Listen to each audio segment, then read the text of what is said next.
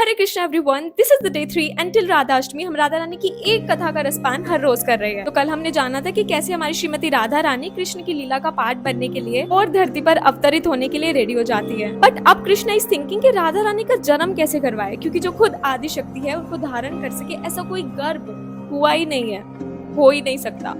अब उनके जन्म के पीछे की स्टोरी को जानना तो बहुत जरूरी है। श्री कृष्ण जो 16 कलाओं में निपुण है, परंतु हमारी श्रीमती राधा रानी कृष्ण की 16 कलाओं को अपनी एक कला में समेटकर 24 कलाओं में निपुण हो जाती हैं। ऐसी श्रीमती राधा रानी को कोई अपने गर्भ में धारण कर ले, ऐसा कोई गर्भ हो ही नहीं सकता। समुद्र मंथन के वक्त जब विष और अमृत के लिए देवता और असुर संघर्ष कर रहे थे, उस वक्त भगवान विष्णु ने मोहिनी रूप धारण किया। उस मोहिनी रूप को देखकर सभी देवता और असुर मोहित हो गए और इच्छा प्रकट करने लगे कि काश ये हमारी पत्नी होती है, कैसे हम इन्हें पाले। परंतु एक लौते ऐसे सूर्य देव थे जिन्होंने भगवान विष्णु के मोहिनी रूप को देखकर वात्सल्य प्रकट किया और ये इच्छा जताई कि काश ये अद्भुत कन्या मेरी बेटी होती। भगवान विष्णु सूर्य देव की इस भाव को जानकर बहुत प्रसन्न हुए और उन्हें वचन दिया कि द्वापर युग में मैं तुम्हारे यहाँ बेटी बनकर आऊंगा। कथा आगे चलती है। एक सुबह विषभानु जी अपने नित्य कर्म के लिए स्नान करने एक नदी में गए, जिसका नाम था भानुगढ़ के पास यमुना जी की एक सखी धारा, जहाँ उन्होंने एक अलौकिक और दिव्य दृश्य देखा। बड़े से विशाल कमल के फूल पर कोमल सी पंखुड़ियों के बीच एक नन्ही सी दिव्य बालिका लेटी हुई है, जिसके मुख से करोड़ों सूर्यों के समान तेज निकल रहा है।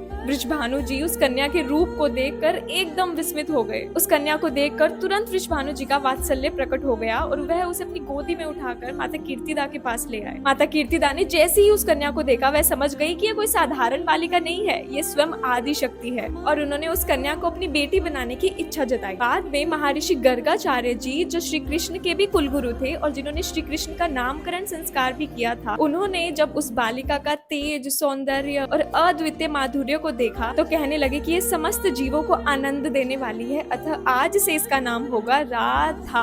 अब राधा नाम की महिमा तो हम कल की वीडियो में जानेंगे। तब तक के लिए हरे कृष्णा।